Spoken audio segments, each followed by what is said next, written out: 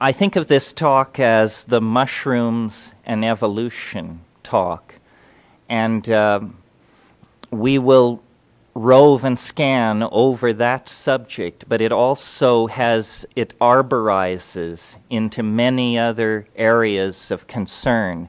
It's not simply a revisioning of anthropology or primatology or evolution. It is all those things, but more importantly, it's a revisioning of those concerns that then carries a political and social implication for the moment and for how we all lead our lives. And it's basically a variation on the hero's journey. And I'm very indebted to a brilliant woman, anthropologist. I've never met her, but her book had a great influence on me, Missia Landau. She recently wrote a book called Narratives of Evolution, and she pointed out something that I think has needed to be pointed out for a long time, which is that science is simply campfire stories in another guise. And you'll see what I mean as I get into this, because I want to tell you a campfire story about a poor but humble primate who came from the fringes of the action, a minor member of the flora and fauna of this planet, who embarked on a long and arduous journey into time and had many adventures along the way, and had many allies along the way, and overcame great challenges to attain the gift difficult to come upon, the grail, if you will, or the self. I mean, all fans of Joseph Campbell are familiar with this metaphor of the hero's journey. And what's interesting is we actually have made that hero's journey. We are, all of us tonight, sons and daughters of the ancestral heroes who overcame drought, glaciation, disease, famine, earthquake, migration, you name it. They didn't drop the ball, and thanks to them, we're here tonight.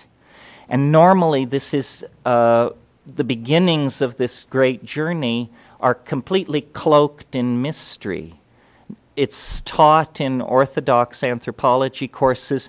No one knows the factors which impelled human beings to leave the primate existence in the canopies of the great forests of Africa and to adopt new styles of life in the grasslands, new diets, trading in vegetarianism for being omnivores, trading in a life of fruitarian luxury for a life of hunting, struggle, migration, and natural selection in an extremely harsh environment.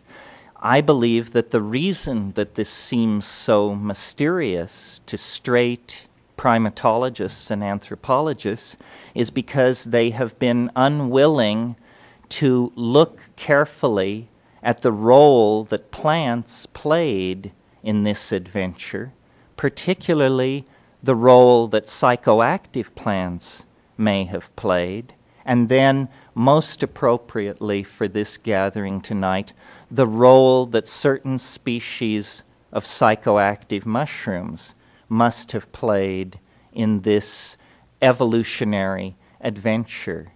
And so tonight I would like to go through it with you in fairly close detail, because I haven't had that many original ideas in my life, and most of what I do is book reviews and regurgitation of other people's ideas.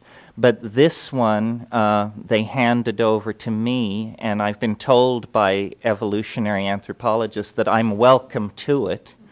So, if I don't make the case, who will? And if not now, when? And if not here, where? The great mystery of natural life on this planet is ourselves. We stand out in the natural order of things as something completely unique, unexpected, unpredictable. You could not calculate forward from the pinnacle of the age of mammals some 30,000 years ago. You could not calculate forward to a world such as we have today, a world of enormous cities, globally dispersed, linked instantly by electronic media, a world of art, warfare, neurosis, vision, religious yearning, hope, despair. All of these things are the unique contribution made to reality, existence, if you will, by the existence of the qualities in us which we call humanness, which set us aside from the rest of organic existence. I mean, I know that dolphins discuss arcane matters among themselves, and bees dance the directions to the flowers, and animal communications occurs among pack hunting dogs of various sorts. But clearly, we are something of another order. And accounting for this other order of being that is so present in us has been the major concern of both what we call religion and what we call science, in the sense not of physics and chemistry, but of biology, anthropology, and psychology. How to account for the uniqueness of our species, and then the uniqueness that is present as a moment-to-moment fact in each one of us. You have to go back to the origin scenario.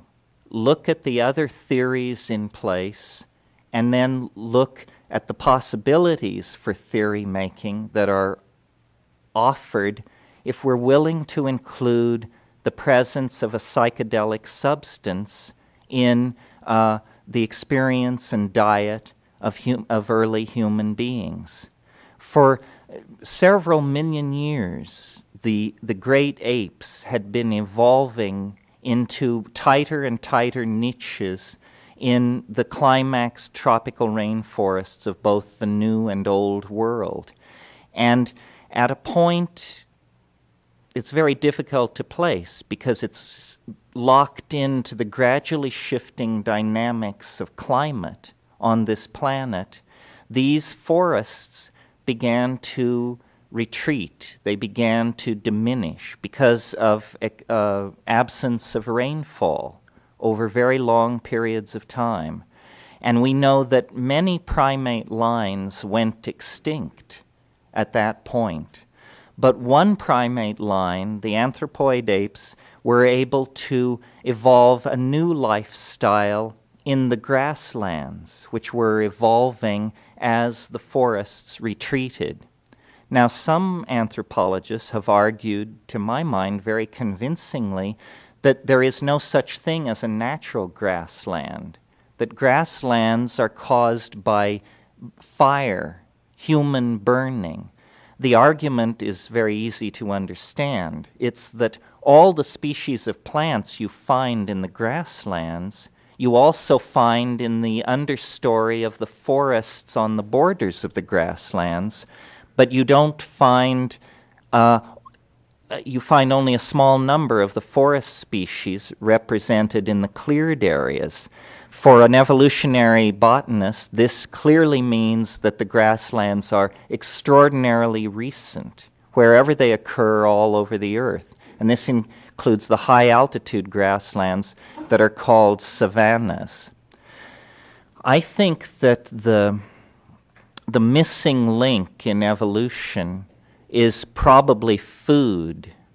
Somebody once accused me of trying to recover the lost history of mankind, and I said, no, simply the lost menu of mankind. Well, what was that menu,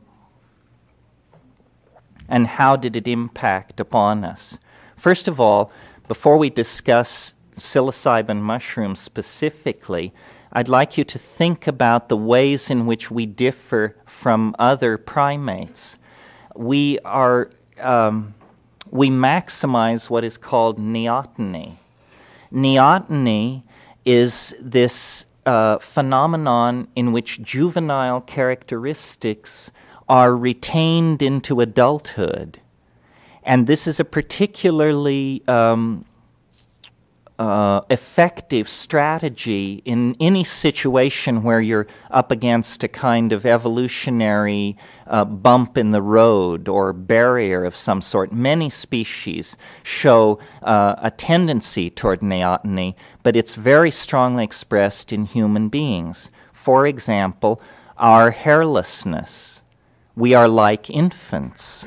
All primates are born pretty much hairless, but we retain this hairlessness throughout life.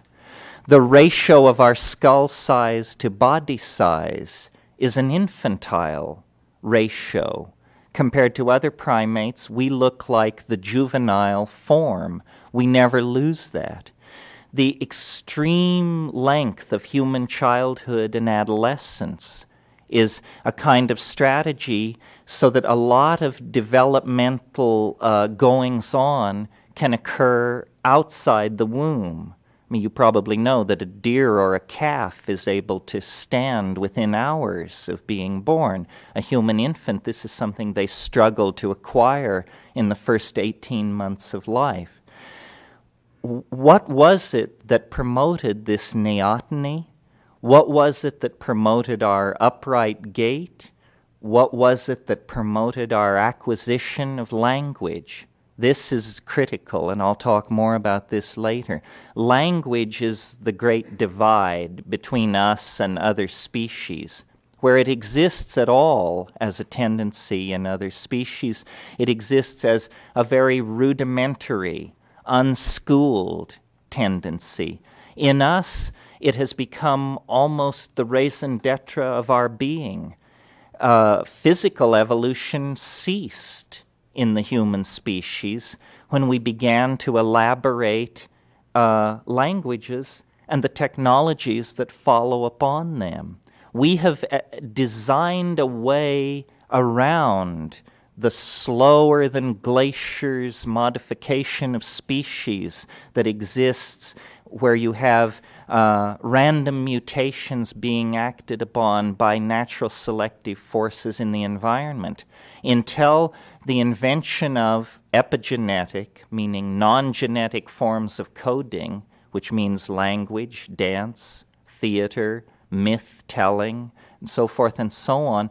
Until that great leap was made, we were as much an animal as any other animal on this planet. So what happened was this. The forests retreated. These environments where food had been very abundant became nutritionally stressed. The diet had to be expanded. The choice was simple: expand your diet or die.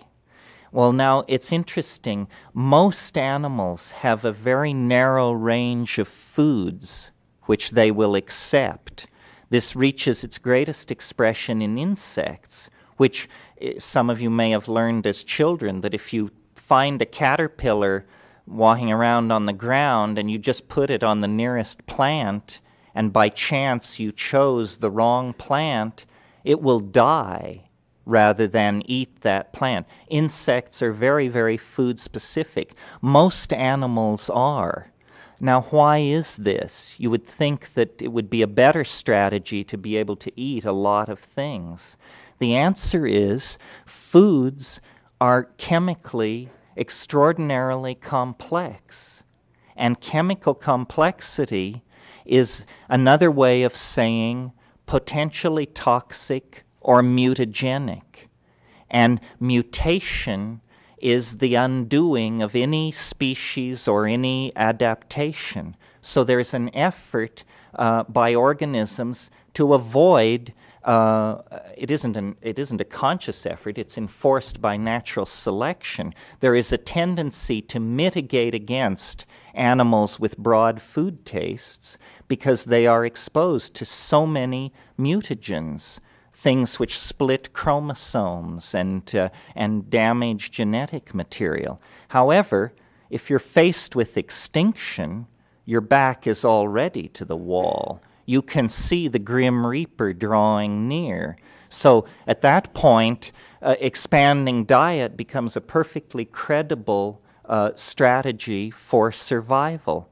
And this is what happened to these formerly arboreal apes, now descended onto the grasslands. They began to experiment with their diet. And in addition to the fruit that they had always eaten, they began to eat insects, they became carnivores, they began to evolve a hunting style. And I've personally observed in Kenya the food testing behavior of baboons, and I assume that it is very much analogous to the food testing behavior that went on in early proto-hominids and early human beings. The baboon will approach something, a potential food source, sniff it, look at it, place it in the mouth, but not swallow, sometimes for as much as a minute, and then either spit it out or swallow a small amount of it and then wait. And then if there's no immediate negative feedback from this, like vomiting or burning throat or constriction of mucus production in the throat or something like that, the food will begin to be accepted. In this grassland, which was nutritionally fairly tightly drawn, there wasn't an overabundance of food supply. There was, however, a parallel evolutionary event going on to the primate evolution, and that was the evolution of various forms of large ungulate mammals, primitive cattle, gazelle-type animals, wildebeests, horned animals, hooved animals of all sorts. And many of these animals had a style of existence in which they congregated in herds. Well, these herds of animals clearly represented the major concrescence or deposit of available protein in this environment. I mean, if you could kill a 200 or 300 pound Bos primitivogensis or something like that, there was more nutrition represented in that than in several hundred acres of the gathering of corms or the raiding of anthills or something like that. So the pressure was intense to become carnivores, to focus on these ungulate mammals, and quite naturally what evolved was a kind of nomadic pastoralism based on following along behind these large herds of animals. The other thing was happening was there were very large and efficient carnivores on the scene, the equivalent of today's lions and the saber-toothed tiger and the hunting cats of the panther type. And many evolutionary biologists believe that the suppression of our sense of smell has to do with our actually passing through a phase where we predated on carrion. This is not a very pleasant thought, but what we were doing was letting the lions do the work, and then we were coming along with throwing sticks and rocks and things like this, driving the lions and the panthers off these fresh kills, and then eating this available meat. But it was pretty ripe in many cases, so there was pressure to suppress olfactory sensitivity. Now, in fairness to these complex issues, I should tell you that another school believes that it was our bipedal gait, that once we lifted up off our knuckles and literally got our nose off the ground, then there was a kind of atrophication of the olfactory senses. So these two theories compete. But whatever was going on, there was interest in these large herds of ungulate mammals moving across this grassland environment. And a whole host of animals were relating to them as the central source of protein.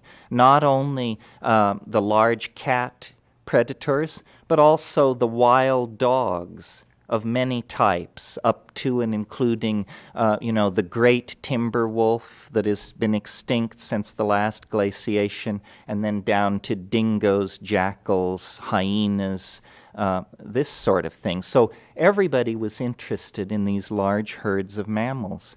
Well, a consequence of large herds of ungulate mammals are plenty of manure. Anybody who has been around cattle knows this. And here's where we begin to draw the circle of the plot tighter. Because manure, food that has passed through the double stomach of these kinds of animals, is the favorite medium for certain kinds of mushrooms. Mushrooms which are called coprophilic or coprolytic, meaning dung-loving mushrooms. This is the preferred medium for them to carry out their life cycle in. And again, based on my observations of baboons in Kenya, I've seen them approach cow pies, is the gentle term for these deposits of fecal material, approach a cow pie and flip it over. What they're doing is they're looking for grubs, beetles or immature beetle larvae. They understand then that the manure deposit is a vector for insect protein in this environment, and having a limited amount of energy, they look for food in the place where it's likely to be. However, by a marvelous coincidence or superb planning on the part of the extraterrestrials who rule the galaxy, you can sort of choose your poison. The lunatic fringe is not unrepresented. Good. Of which I number myself among them. Yes. So these coprophytic mushrooms, particularly Stropharia cubensis, which is the one that is pandemic, meaning occurs worldwide, I have seen them in the Amazon the size of dinner plates. I mean, you can't miss this thing. It is the most astonishing object in the grassland environment. And after a period of rains, to walk out into a grassland environment and see these things by the dozens and then by the hundreds, and always vectored in on the same cow pies that are of interest to these foraging baboons, you see then that by design or destiny, the mushroom was placed directly in the path of the foraging proto-hominids. Well, and would certainly have been tested for its food value in the same way that I described baboons testing other plants. Well, aside from the fact that Stropharia cubensis contains psilocybin, it is delicious. It is delicious in the fresh form. Well, delicious is just a monkey's way of saying that it's good food. If you find something delicious, you will overrule almost all other signals coming off of it to chow down on it. So the mushroom is delicious. Well, what then are the possible consequences of the inclusion in the human diet of a psychoactive compound like psilocybin? Well, it has three consequences. And I believe that this simple three-stage process answers this supposed unanswerable question about the origin of human cognition and human value systems and language. And it's very simple, it's easy to understand, it doesn't require a leap to faith. Let's hope I can remember it.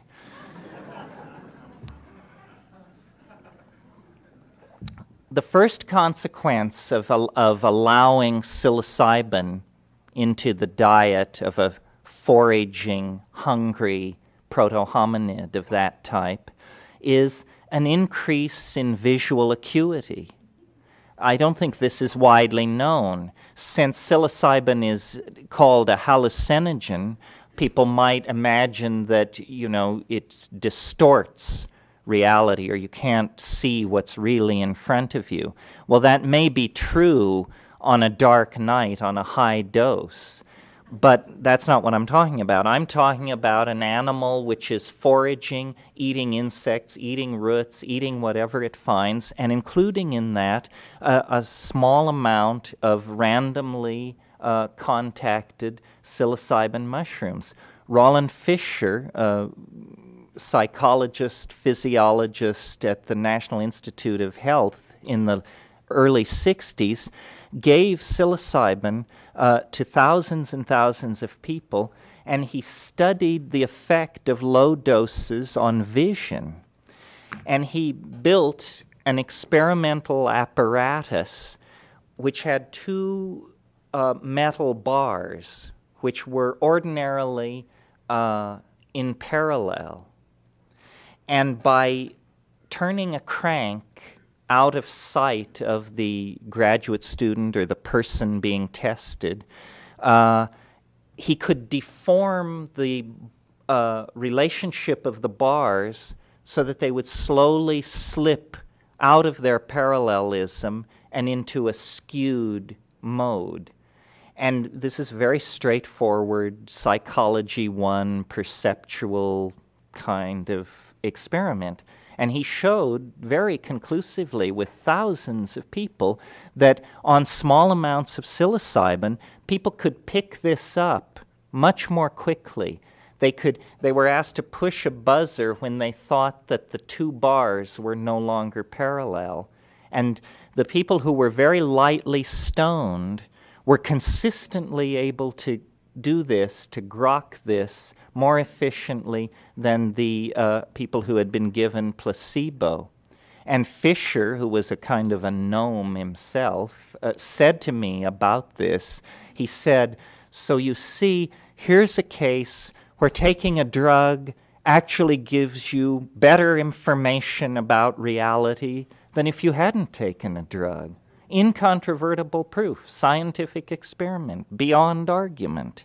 And though it may have no consequence if you're dealing with a group of 25 graduate students in a class on perceptual psychology, visual acuity is the thread by which life and death are hung if you are foraging primates in a nutrition-poor environment. If you can't see the food you're looking for, the gentle hand of natural selection is going to quietly move you toward extinction. So, to give you an idea of the power of that chemical in that situation, think of it as chemical binoculars. It doesn't take, you don't have to be a rocket scientist to see that if you're handed a pair of chemical binoculars in a hunting situation, you're going to be a more effective hunter. So on that first level, a level highly unconscious, a level where these proto-hominids are simply trying to get enough to eat, those that were willing to accept psilocybin into their diet had a slightly enhanced probability of survival through enhanced supply of nutrition than those who didn't. This is the first level on which the use of psilocybin would tend to outbreed the population that was not accepting it into the diet. Okay. As we all know, there's more to psilocybin than increased visual acuity. At slightly higher levels, still well below the level of an overt, mind-boggling psychedelic experience, psilocybin causes what's called CNS arousal, central nervous system stimulation. Horniness is another way of putting this, because what CNS arousal is a kind of restlessness, a kind of where's the action mentality, a kind of desire to go out and mix it up a little, and the ability to carry through on that in a fairly convincing style to your partner. In the dry parlance of primatology, we call this increased frequency of copulation. And increased frequency of copulation means increased frequency of impregnation. I don't see how you could have that without the first. I mean, oven basters aside. So, increased frequency of impregnation means more offspring are being born to the population which is accepting the psilocybin into its diet. And more offspring is the key to evolutionary success and to running your evolutionary competitors right off the road into the ditch. That's the key thing. He who out-reproduces his competitors, or she, of course, who out-reproduces competitors, is going to find itself the dominant species in a given environment. So there's a two-step process where the first step reinforces the second step. We have more successful hunting, more frequent sexual activity, more food for the offspring, and the offspring are being raised by parents who have already accepted the mushroom as an item of diet and will pass that habit on to their children. So I'm sure, as you can see, it's beginning to push in a certain direction. Well, so fine, mushroom eating increases the success of proto-hominids, but how does it account for the emergence of the higher functions of the human cerebral cortex? Language, dance, art, poetry, song, symbolic activity of all sorts. What's going on there? Well, it is simply that if we now advance from the slight dose, we've advanced now to the moderate dose, if we now go on and imagine that people enjoyed this arousal, this social ambiance that attended upon including this item in the diet, there surely would have been reckless souls among them who would have followed Dr. Leary's advice that when in doubt, double the dose, right? Well, when you double the dose, profound things happen which are not easily calculated from the previous state of mind, which was just simply a state of sleeplessness and restlessness.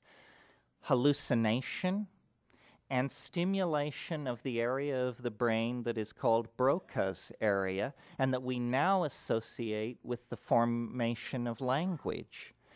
Spontaneous glossolalia is a phenomenon of high-dose psilocybin use. Glossolalia is linguistic activity that seems to be not willed by the ego, but that is just simply an upwelling from the dynamics and architecture of the organism. And in our society, we're familiar with it as a phenomenon that has been appropriated by Pentecostal Christianity as a proof of the indwelling of the Spirit. But in fact, this phenomenon occurs in most societies throughout the world, and most societies associate it with an indwelling of spirit, whether they be Christian, Muslim, animist, or what have you. This spontaneous vocalizing of language-like activity is seen to be a sign of special characteristics, what anthropologists call election, shamanism, in other words, magic, the ability to cast spells, the ability to weave story. It's all tied into language. And it's just my personal opinion, but I would bet you, I don't know how we'd ever settle the bet, but I would bet you that language existed a long time before meaning, because it is intrinsically some kind of neurological release of the organism, and there can be syntax in the absence of language. As an example, mi dingwa huadia vangalpai kektexi mi tichikipultong agmo hue zambo fwa hakti mi din dijikipihut. What this is instant art, you see, abstract art, because the human organism is brilliantly wired for small mouth noises. This is something that we can do for hours with very little. I'm the living proof of it. I want to beat you to the punch before someone points this out. Small mouth noises, our special province, and with it we weave meaning, we convey emotion, we convey anger, and eventually we recreate the entire world of our imaginations. I mean, this is what culture is a kind of coaxing into reality of the structures of the human imagination through the medium of language. And it begins as poetry and it ends as, structural engineering on the scale of the Golden Gate Bridge or something like that. Language. Language then sets us apart. And so it seems to me there is a direct linear descent through the use of this one particular psychedelic. It has to have been a grassland plant. It cannot require any preparation, even boiling or something like that, because we're talking about a level of human culture that is more naive than these processes that were added late. So it has to be commonly met with plant, a plant of the grasslands, a plant requiring no preparation other than that you eat it, and then it has to put in place a series of self-reinforcing positive feedback loops that lead to self-reflection. I think this is it, folks.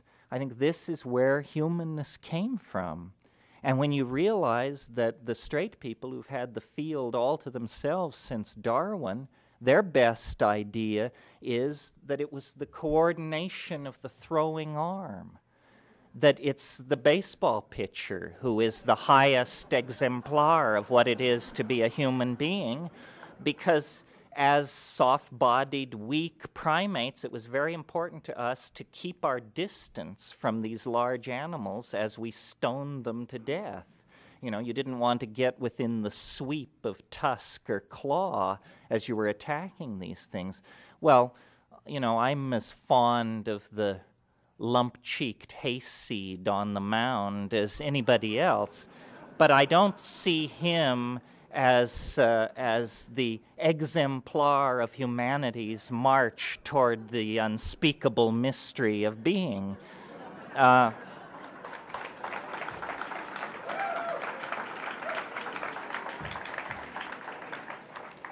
Not when you think about the truly titanic dimensions that are easily accessible to any one of us on psilocybin.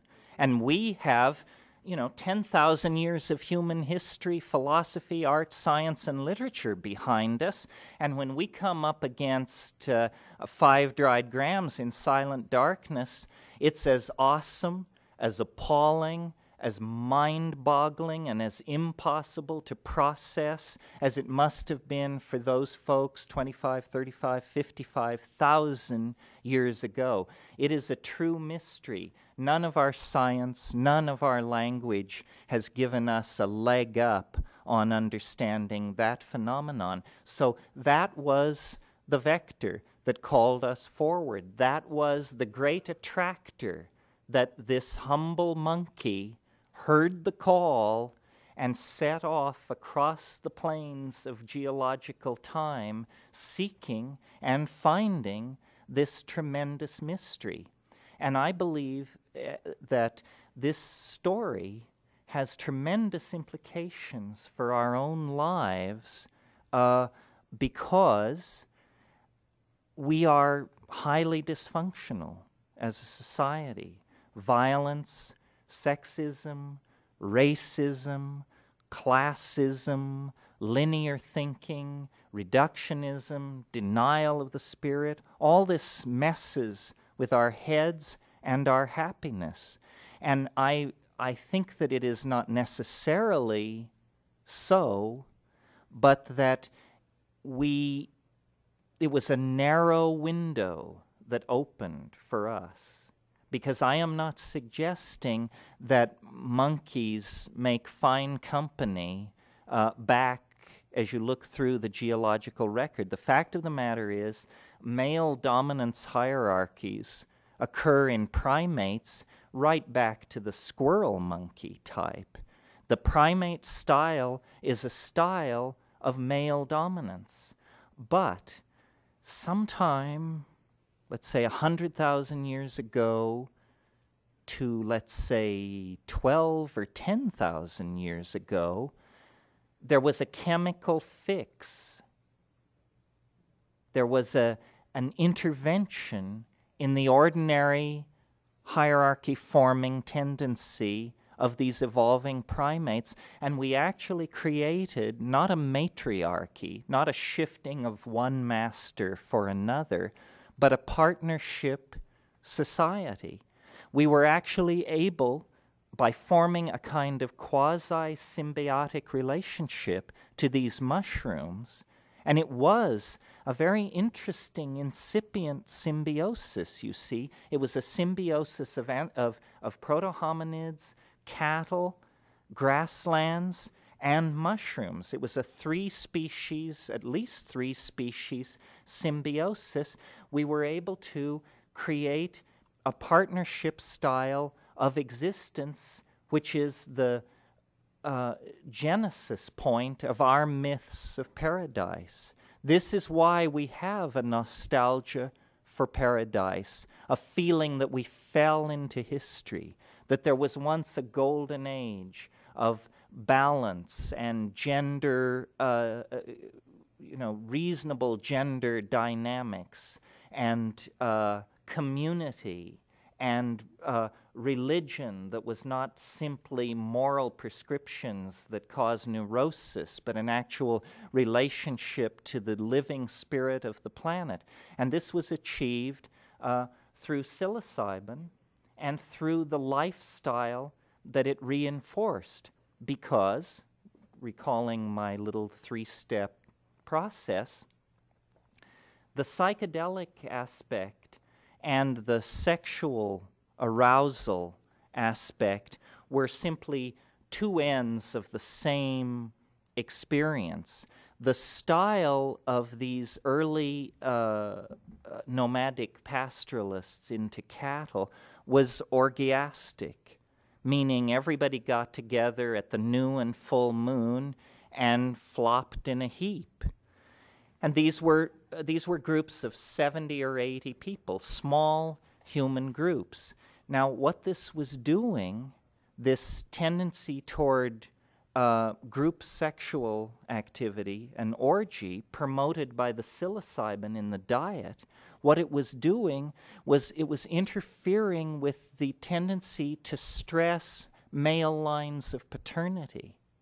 Because you can't know, in a society that has institutionalized orgiastic sexuality, men cannot know who their children are.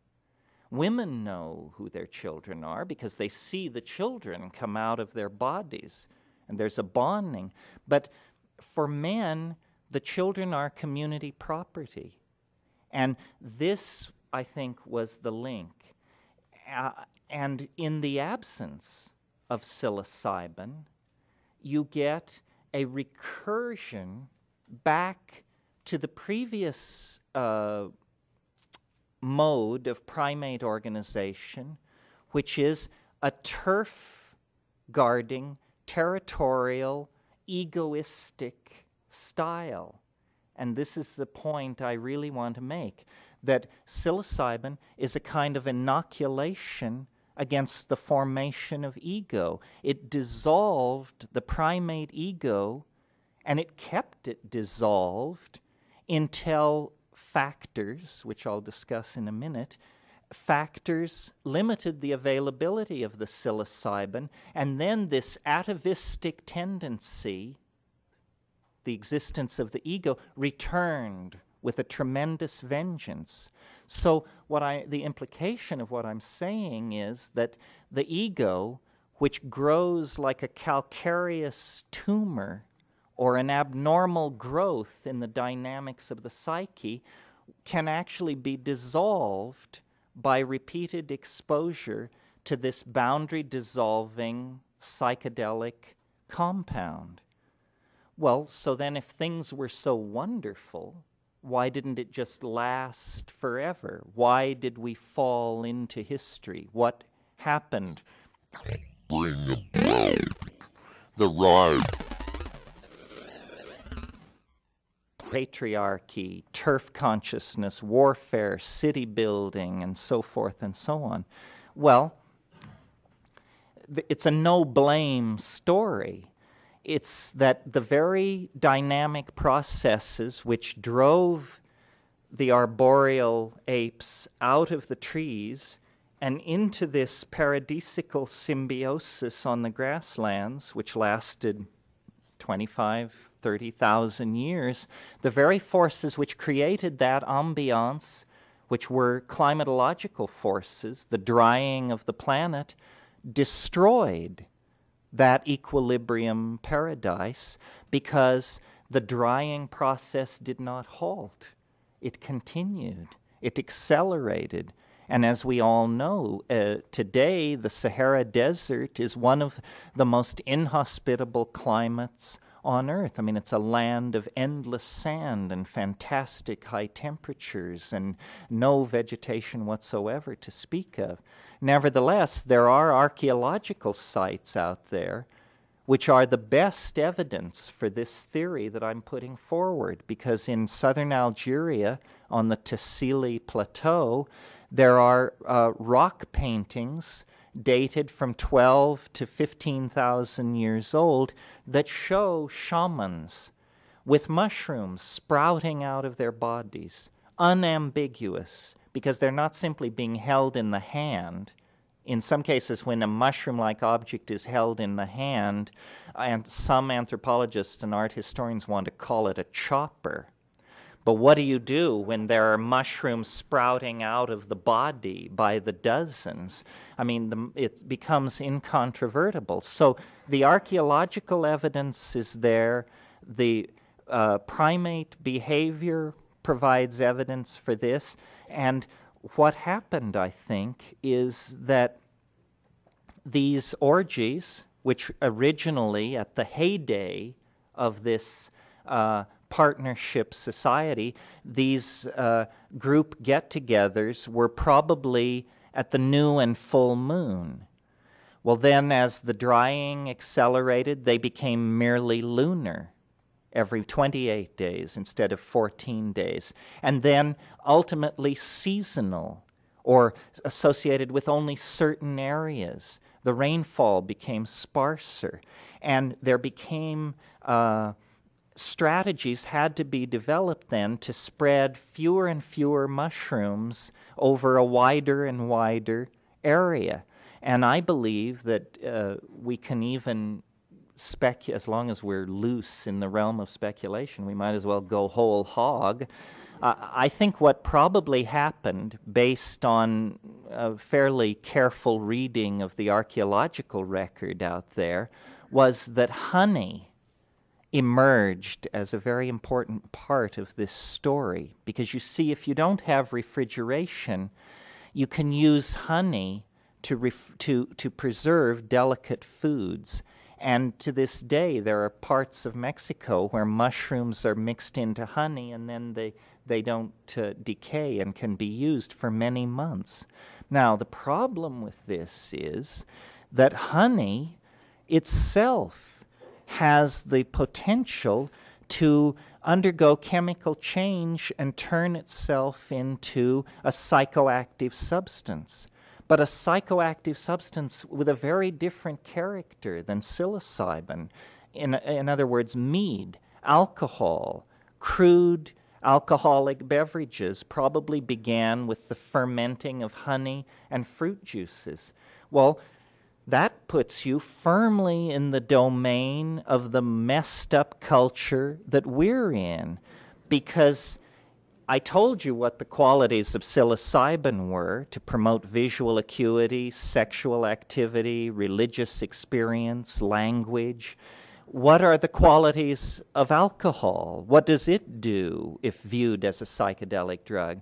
Well, it does two things. It lowers sensitivity to social cueing, and it empowers aggressive behavior. In other words, it makes you into a jerk. And, time spent in a busy singles bar on a Friday evening will convince you of the truth of this. And in a way, it's no joke. I mean, I think probably for 1,000 years, nobody got laid in Western civilization unless they were swacked, because people were so uptight on the natch, having imbibed this whole monotheistic moral trip, that unless they took a powerful drug which dissolved social inhibitions and empowered aggressive behavior, they weren't able to make a move. How many women can think back to their first sexual imprinting and realize that it occurred in an atmosphere of aggressive use of alcohol? I mean, this is almost the standard model. Maybe not so much anymore, but throughout the first 5 decades of this century, I think that would be a pretty fair statement.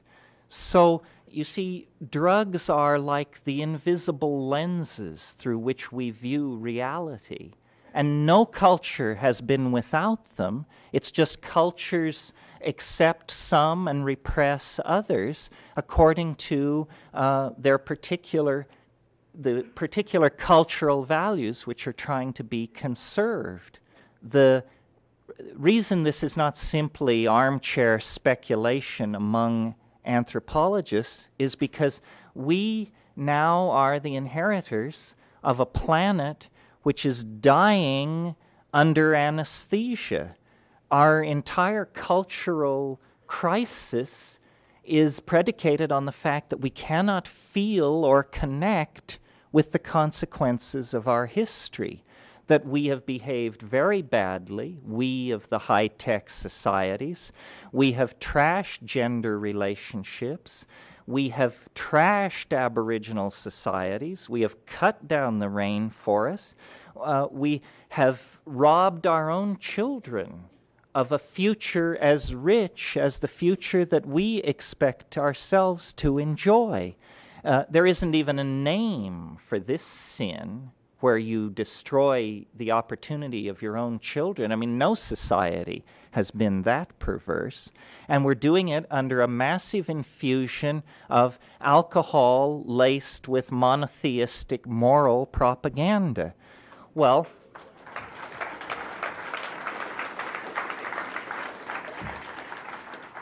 what is the antidote to this? Well, it's what I call the archaic revival. It's something that's been going on throughout most of the 20th century, but with increasing depth and urgency. It's that we must reach back into the past, to the last sane moment that we ever knew, and figure out what was going on then and get with the program and attempt to recover some amount of cultural equilibrium and balance. And I believe that, using the broad brush of generalization, we could say all our problems can be traced down to ego. Ego lies behind private property. It lies behind the domination of women by men. It lies behind dollar chasing. It lies behind all of the maladaptive behaviors, the arms race, the whole thing. It lies behind all of the maladaptive behaviors that are pushing us toward planetary toxification and species Armageddon. I'm not advocating a return to the religious style that includes orgy. I mean, I wish I could, but we are not, nomadic pastoralists of 70 individuals. We're a global society of 5 billion shot through with epidemic diseases and contagion and so forth and so on. We can't adapt the orgiastic style on a mass scale without severe social consequences. But we can look back at the use of psilocybin and at least construct a social alternative where small groups of people are using this to diminish ego and build community. Build communities of like-minded people and diminish the almighty sense of ego. And psilocybin does this very effectively in two ways. First of all, it dissolves boundaries between people, and another way of saying ego is that I strongly distinguish between you and me, That's what ego tells you, is who you are and how important you are and how you're not her or him or that, you're this. Psilocybin tends to dissolve that language-reinforced misperception. And the other thing it does is it shows you that behind your eyebrows is a world richer by far than any of the crap that's being peddled on Rodeo Drive or Fifth Avenue in New York City or anywhere else. In other words, it shows you the pathetic nature of materialism by reintroducing you to the reality of the spirit, not as a religious abstraction that's used to beat you over the head to follow somebody's moral recipe, but as a felt experience of the indwelling of an extreme power, that a power that connects you to all the life of the past on this planet, to the planetary future, to the universe at large. So really, it's a rediscovery of our birthright as human beings. History is a bad deal. It's a mass of pottage. It's broken machines and broken dreams because we have projected our value system out into matter, and matter has not responded in a satisfying way, and so we're then dysfunctionally neurotic, always seeking, never finding. The answer is to go within using the classical tools of self-redefinition, transformation, and ego diminishment. We can re-inoculate ourselves against the ills of civilization by simply availing ourselves to the shamanic tools that were available before the fall into history.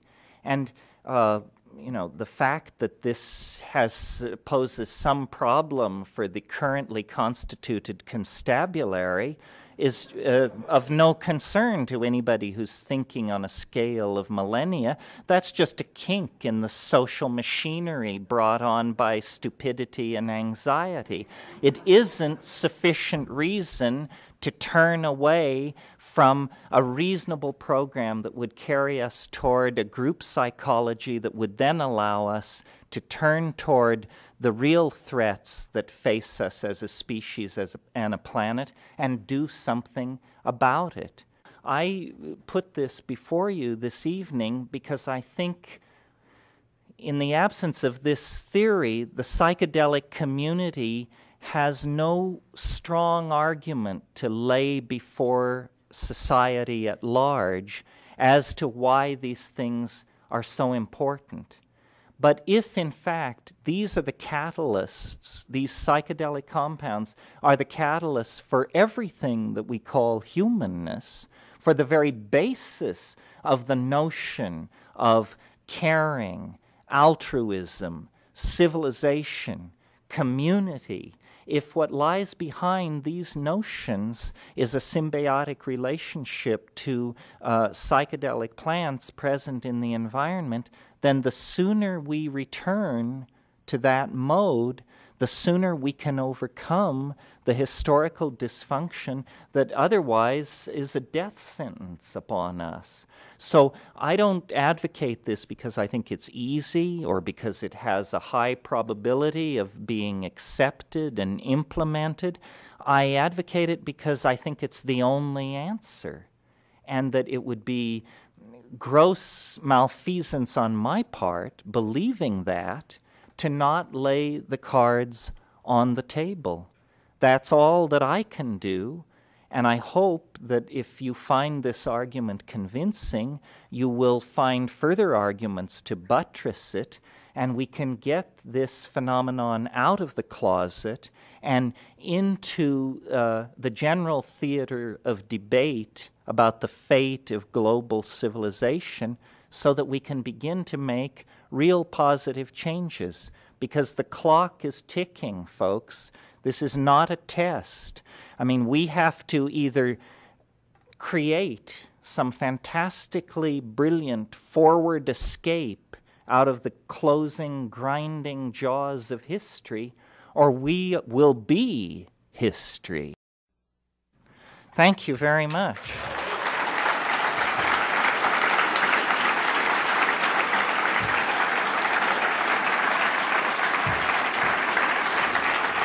Thank you.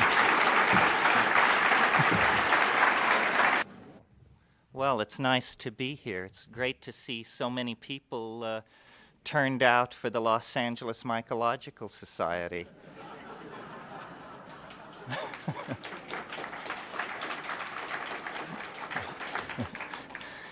The people who put this thing together worked very hard at it, putting to death once and for all the rumor that mycologists only do it sporadically.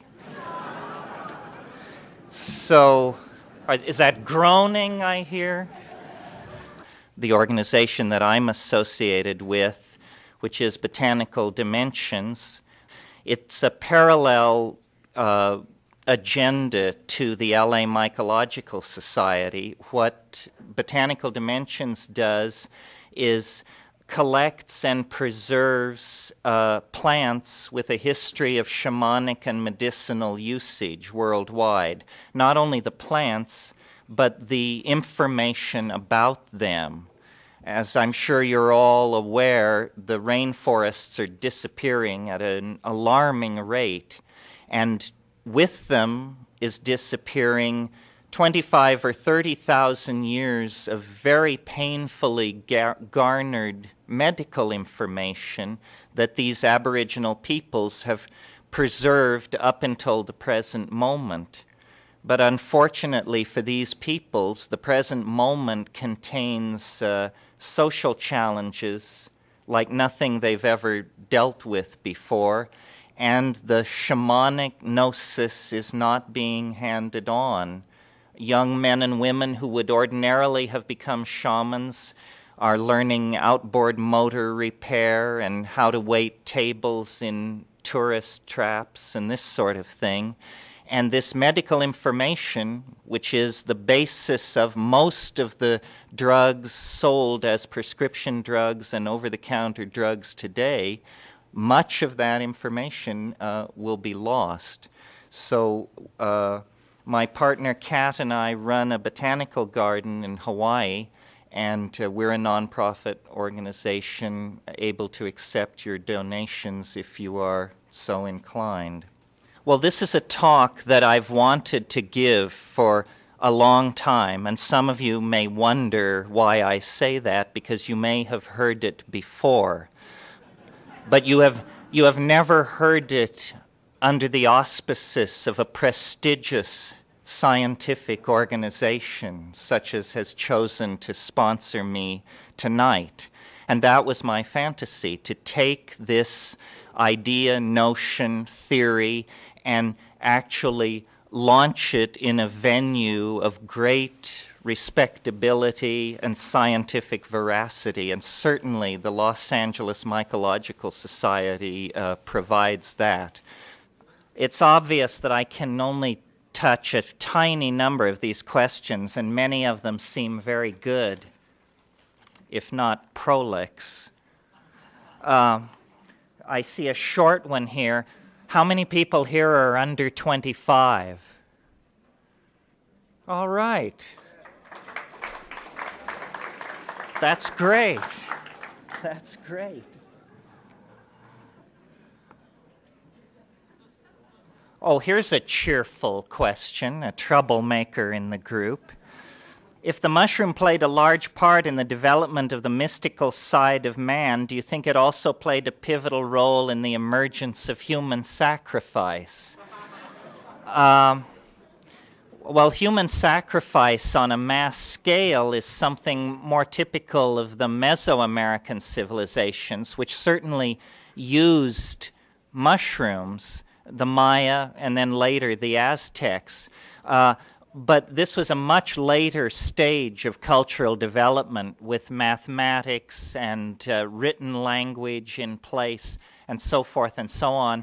And I'm not saying that it didn't. I'm just saying a fair answer would be we don't really understand the genesis of human sacrifice in the New World civilizations, but it didn't appear to play a major role in the evolution of the early civilizations that I've been talking about. I don't see why it should have. There doesn't seem to me an obvious, strong connection.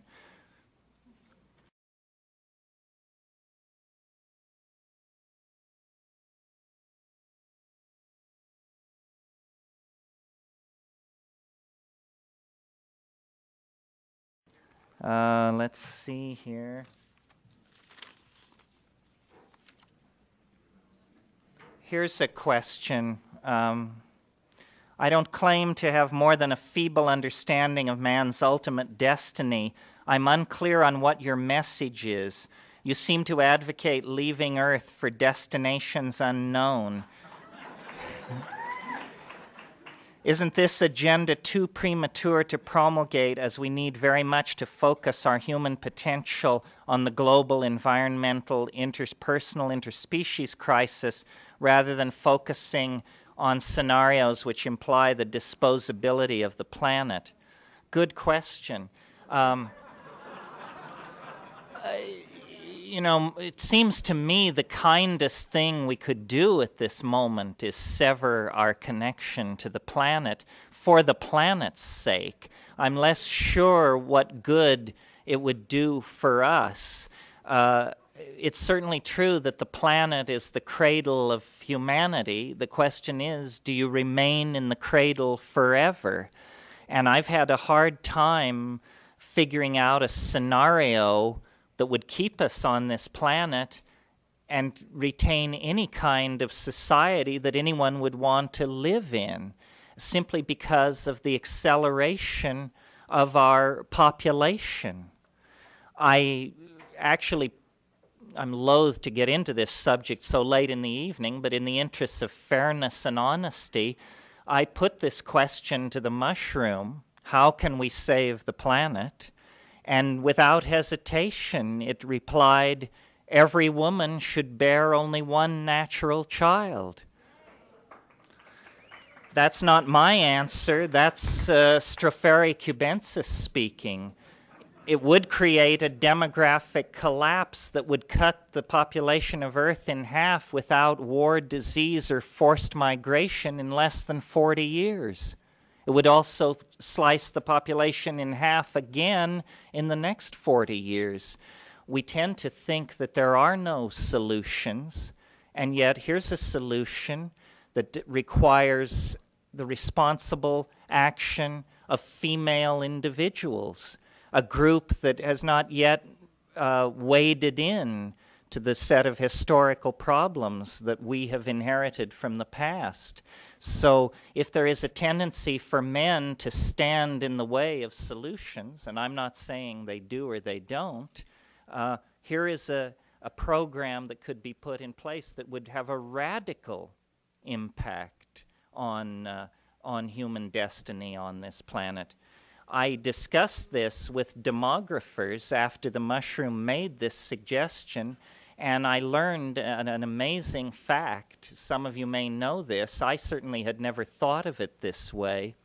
A woman on the Upper East Side of Manhattan, or in Malibu, or in Scottsdale, in other words, one of these white, upper-class, college-educated, wealthy communities, a woman in that situation, if she has a child, that child will be between 800 and 1,000 times more destructive of the resources of the earth than a child born to a woman in Bangladesh or Pakistan or Zaire. We tend to think of the population problem as a population problem. It's a resource abuse problem, and the main resource abusers are the citizens of the high-tech societies. So if you have a house full of kids and you're buying them all $140 pairs of running shoes, you go on the list of major social criminals. I'm guilty, so I'm not trying to lay a trip on you, but we tend to not think of our problem that way. We think it's all those beastly little brown people on the other side of the world breeding furiously. Well, I've got news for you. We have met the enemy, and it is us. You know, if we could get the honkies to slow down their consumption of resources, we wouldn't have the gun to our head in quite the same way, but I digress.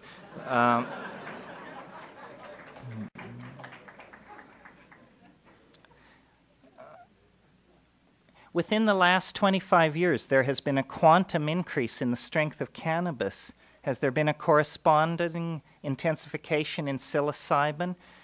Is today's insight into the present future more powerful?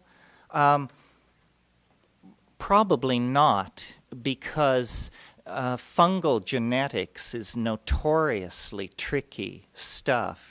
And as an ex-mushroom grower and the author of Psilocybin Mushroom Grower's Guide, I think what we call strain selection for psilocybin is a pretty rule of thumb kind of thing, while the cannabis botanists among us have worked a miracle on the scale of Luther Burbank's wilder endeavors. And we should take our hats off to them.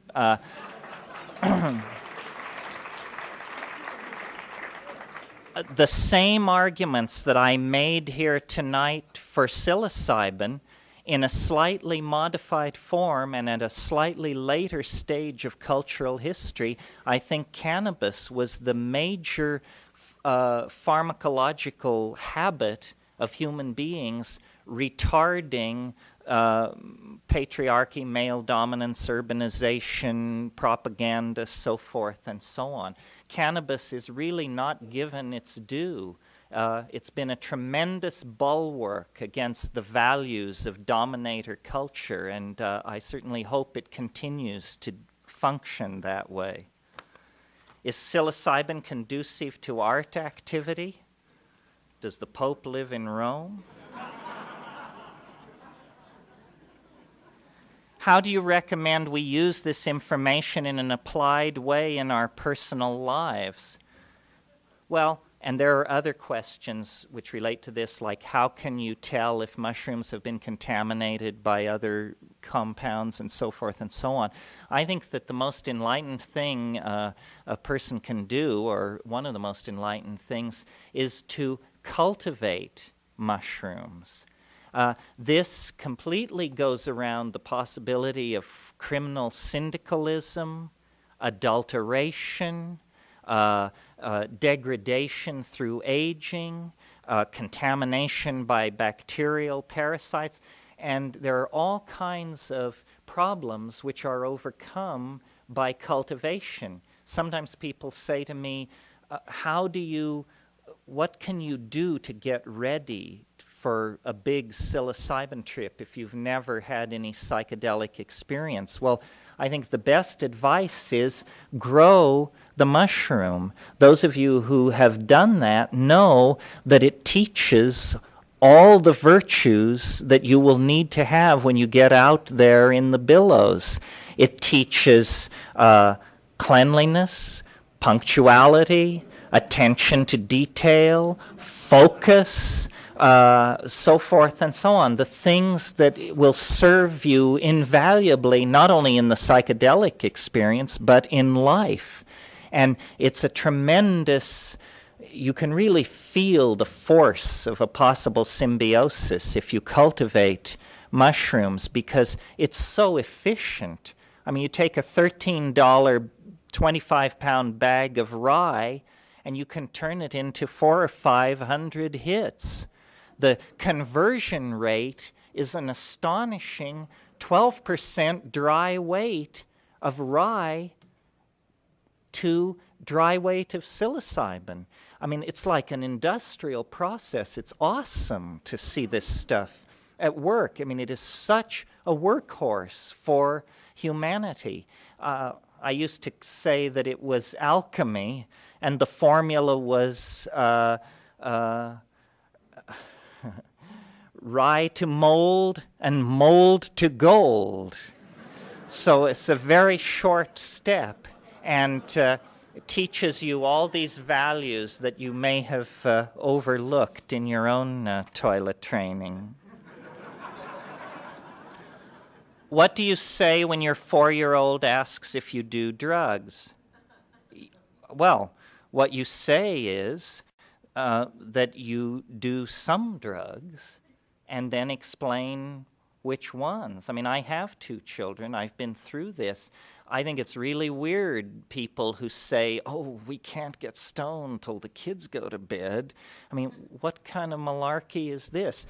In the first place, the kids know, so then you're exposed as some kind of half-wit and as totally dishonest, totally not at peace with your own habits.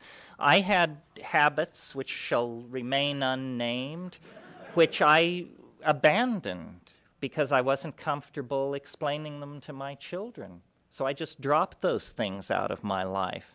Mushrooms and cannabis were certainly not numbered among them. So, I mean, you have to be honest with your children.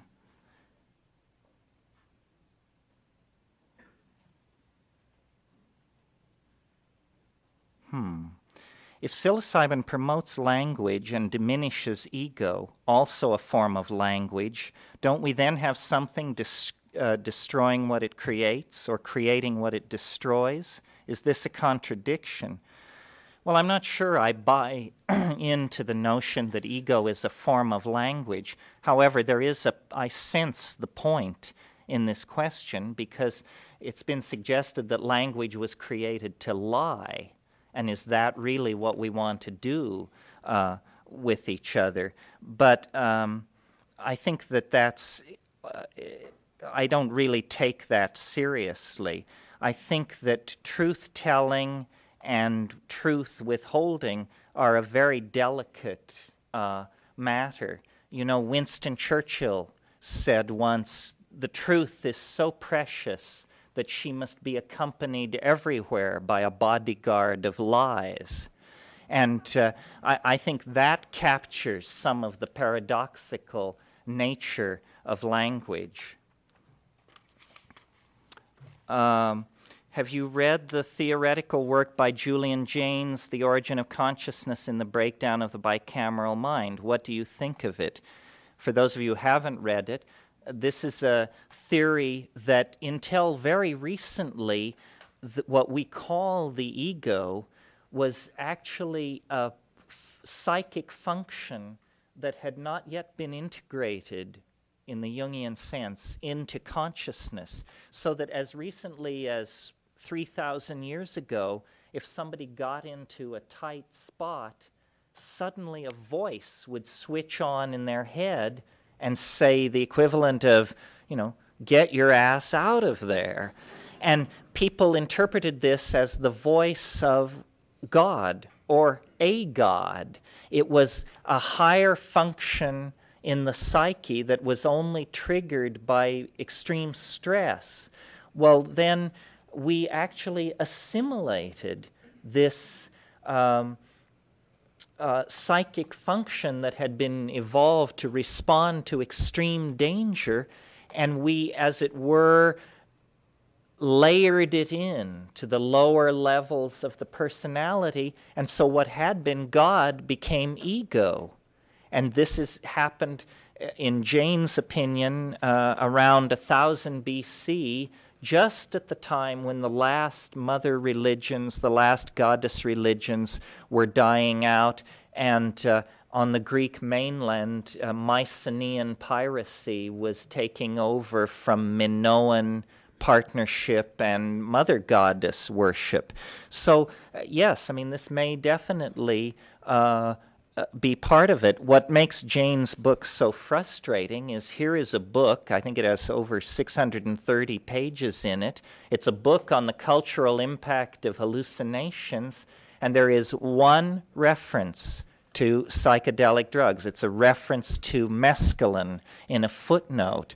So Jaynes, either through lack of information or intellectual queasiness, didn't make use of the massive body of information associated with hallucinogenic shamanism that he might have made use of to make his case. It's incredible how pharmaphobic academic speculation has been. People just don't want to get near it. And yet, obviously, drugs of all sorts have shaped every aspect of our lives. I'm doing a book for Bantam that will be out next spring sometime, and one of the things about the cultural impact of drugs, psychedelic and non-psychedelic, and one of the things I learned that had never occurred to me was slavery died with the fall of the Roman Empire. It absolutely died. During the medieval period, if you owned slaves, you owned one slave. It was like owning a Duesenberg or something.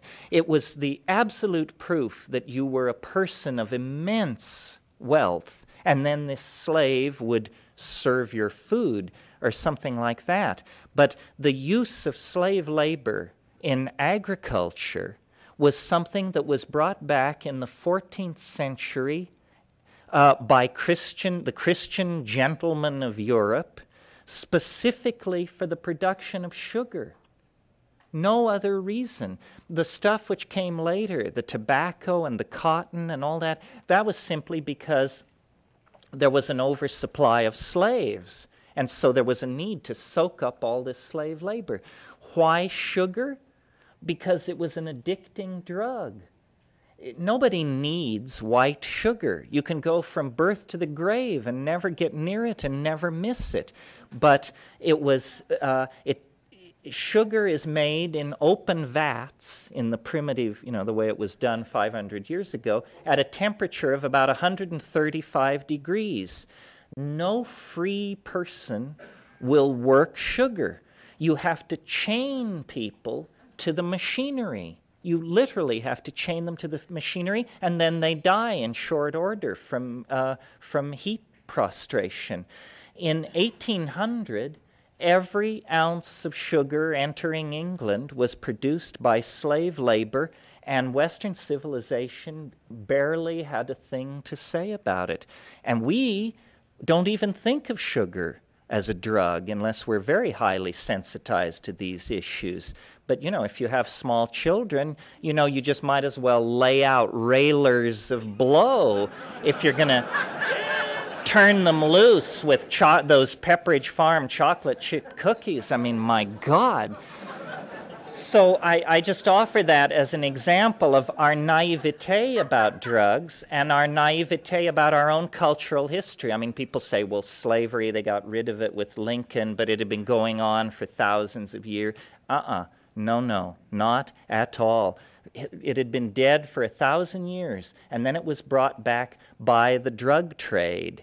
And how many steps backward in the process of trying to define and honor the human spirit have occurred because of drugs like sugar, opium, tea, coffee. Look at the caffeine drugs. They're the only drugs on earth that modern industrialists recognize to the point that they write them into contracts with workers. The coffee break. This isn't because they love workers. It's because it makes workers work. And caffeine and the demands of linear industrialism made a marriage in hell, which exists right up to this day with untold consequences in the form of stomach cancer, anxiety, aggressive behavior, you name it. Well, we're over the time. We have piles of questions. I love you all. Stay happy. Take it easy, but take it.